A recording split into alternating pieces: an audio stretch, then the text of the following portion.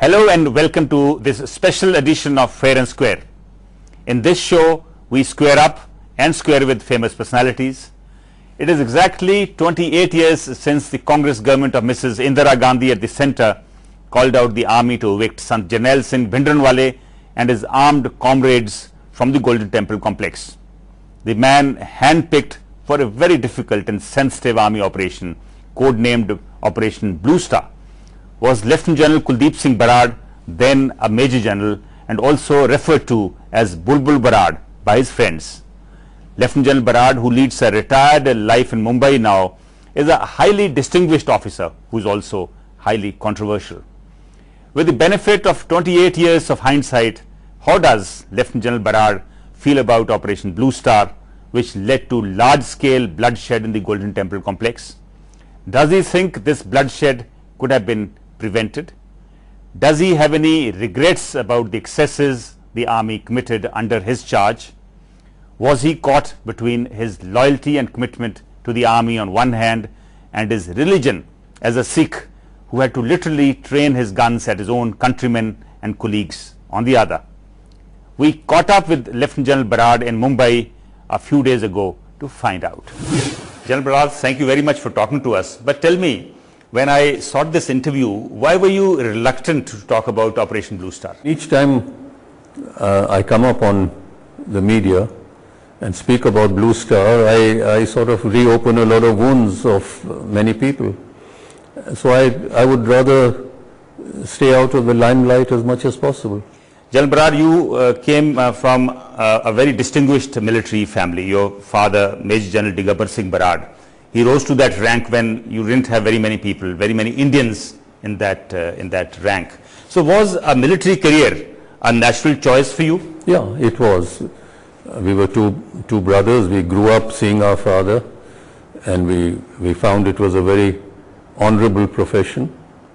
And therefore, right from the beginning, from childhood, I was fixed in my mind that this is going to be my profession. So does the tradition continue in the family? No, unfortunately not. I hope Operation Blue Star is not the reason. No, not at all, not at all. Both my sons are in America. One's a lawyer, one's a computer engineer. Their inclinations are totally different. They've inclined to those professions, and it has nothing to do with Blue Star whatsoever. Though you come from a village in Moga, Pato Hira Singh, you later went to the Doon School. How much of religious grounding into Sikhism did you have as a family? No, very little, because from the age of 5 I was in boarding school. I was first in Welham School, then in Doon School. And when you're in boarding school, where's the time to start having a religious background? But I have always respected religion. I've always felt that religion needs to be respected, God needs to be respected. That's it. When you were growing up, did you ever get a chance to go to the Golden Temple, the Harmandir Sahib? Oh yeah, of course. Now, talking of the operation, when you were briefed on June 1 on the need for Operation Blue Star and the way it was to be conducted, did the nature, the magnitude of the task kind of hit you, dawn upon you? No, I realized it's going to be a huge operation. It's not going to be easy. A lot of things have to be coordinated. Forces have to be mustered. You've got to work out minutest details to carry out an operation of this nature. And when you picked up the brigade for the operation, 350 Infantry Brigade, what was the consideration? Because you had 2 other infantry brigades. No, I took 2 brigades, one from Meerut, which was 32 Brigade, which had 2 battalions of Sikh troops, and 350 Brigade, and the third one was from 15 Div. I think, as you mentioned in your book, the first time you heard about the impending military action was on May 31, 1984. But there are indications that a decision of sorts had been taken at least a day or 2 before that. Do you think if you had been alerted earlier, you would have got more preparatory time? Well, let me correct you. The first time I got to know about this was not 31st May, it was 1st June. On 31st night, all that I was told was that next morning I'm required in Chandi Mandir for a briefing. General Barad, apparently during the operation and before the operation, you took a lot of precautions. You even had the firefighters on standby should there be an incident of fire.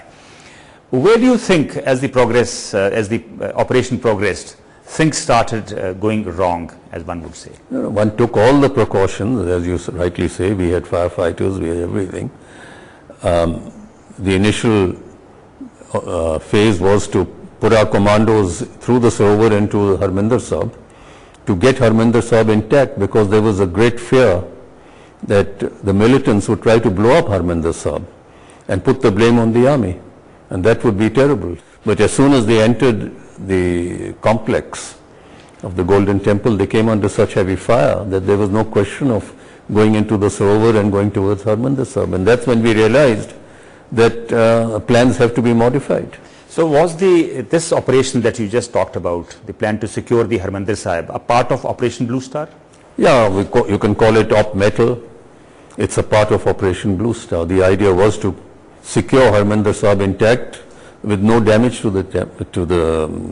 Harmandir Sahib, and to make sure that the militants don't take advantage of or don't decide to blow up Harmandir Sahib. I know you have gone into great detail about it in your book, but can you briefly for our viewers talk about how the operation was launched and how it progressed? Sometime in the afternoon of the 3rd, we set up a cordon around the Golden Temple. We had to cordon the Golden Temple to make sure that we restrict people from coming in. Now we also got to know that there were about 17 buildings on the periphery of the Golden Temple which were occupied by militants. They had thrown out the civilians, the shopkeepers and the residents there, and they had occupied these buildings and fortified them. At the same time, we realized that two 18th century bungas standing high up in the sky were a source of danger, because they were fortified. We could see machine guns on top, we could see the sandbags, and the observation from those two bungas was so great that every bit of movement would be seen by them, and they could open up fire. So were these bungas overseeing even your tactical headquarters? They were overseeing everything, all for miles, not only meters but miles. I mean, they were huge, and they had a tremendous observation. So they had to be knocked out. The building which had been occupied on the periphery had to be captured and the militants removed from them. Only then would this operation be able to commence. So all these actions were taking place on the 5th. Then the idea was to wait till around about 9 o'clock before starting the operation, so that it's dark enough. But we tried to avoid starting the operation altogether. The idea was, if they can still be convinced to surrender, the militants who are inside, and if they are not prepared to surrender, if they are prepared to at least allow the pilgrims who are inside to come out, it would be better. So we, on loudspeakers, kept giving them a whole lot of notices that please surrender. Did a lot of people come out on your announcements? No, only 3 or 4 very old, sick people, extremely sick and extremely old, I think in the 80s, came out. Could it be that the people inside could not hear your announcements? That's what a lot of people later No, the announcements were loud and clear, because there were my troops on all sides of the Golden Temple. They all heard the announcements. I mean, we wanted the worshippers to come out, but the militants weren't allowing them to come out. So what was the DR of the operation? So we kept postponing this. It was supposed to start at about 7, then we made it 8. We said give them more time to come out. From 8 we made it 9. We said let's give them again some more time to come out. I must tell you that earlier on in the day, we even sent one of the intelligence personnel inside with a message for Longowal and Tora and Bhindranwale's aide, to say that please surrender, we don't want bloodshed here. That fellow never came out either. So the question is, we knew that the militants and Bhindranwala were absolutely hell-bent on going through with this operation. So having postponed it from 7 to 8 and 8 to 9, we couldn't postpone it much further because the operation had to be over before dawn. And I think by about 5 o'clock in the morning, it's dawn. It's in summer months, that's right, about 5 o'clock is daylight. 5 o'clock in the morning. So we said if we postpone it to 10 or we postpone it to 11, we'll have only 4 hours or 5 hours. And looking back, I think maybe you should have started earlier so that it should have given you more time. But to start earlier in daylight, to try and enter the Golden Temple in daylight, when we were under total observation from all ends, would have been suicidal. Even now it brought on a lot of casualties on us, but going in during daylight hours would have been impossible. When you decided that the first assault would be launched by 10 guards, was there a particular reason why you inducted that particular battalion? No. Well, one of the reasons I'll come out with just now, but let me carry on with what I was saying, that why do I speak about dawn? Because by dawn, all the villagers would be awake, the news would spread all over in the hinterland to say that the Golden Temple is under siege, the Golden Temple has been attacked, and we would have people coming in thousands with spears, guns, etc., the Sikhs marching in towards Golden Temple to come and protect their holy shrine. Now it would be a very difficult situation that we have not ended with our operation and we suddenly find all these people coming in. Now how do we deal with them? So the question was that we must finish off with this operation before first light. First light is dawn. Now the second question that you asked me was, what did you ask me? Why 10 guards to start the assault? It was a coincidence that on the morning of the 5th, I decided to address all the troops that are going into the operation. There were a few battalions. So I started very early in the morning, around about 5 o'clock, went to the 1st battalion. No one till then knew what was happening, that we are going in for an operation, that we are going to go into the Golden Temple. So I addressed the 1st battalion.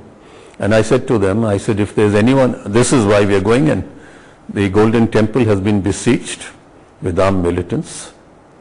And we have to evict them and cleanse up this temple. So we're going in tonight. But if there's anyone amongst you who has very strong religious feelings and doesn't wish to go in for whatever reason, don't worry, no action will be taken against you. Just raise your hand and step aside and I shall give instructions to your commanding officer that there will be no action against you. One young Sikh officer got up and he raised his hand. I said, don't worry, son, you don't have to go in. You have such strong religious feelings, there will be no action taken against you. He said, sir, you got me wrong. It's not that I don't want to go in, I want to be the first one to go in. I want to be the first one to get to Akal Takht and get Bhindranwale, because what he has done to the holy shrine is unforgivable. I want to be the first one in. So I said, you're a brave man. I told his commanding officer, he'll be the first one to enter. So he's from the 10 guards? He was from 10 guards with his platoon, a Sikh officer called Jasbir Singh Raina. And I told the brigade commander that 1st guards will be the first one to enter. And 10 guards? 10 guards will be the first one to enter. And I told the CO, his platoon will be the first one to enter. And as Providence would have it, he was the first to enter. But the moment they entered from the front entrance, they came under such heavy fire that they were literally pinned down on the parikrama. But this young brave soldier carried on crawling towards the Akal Takht.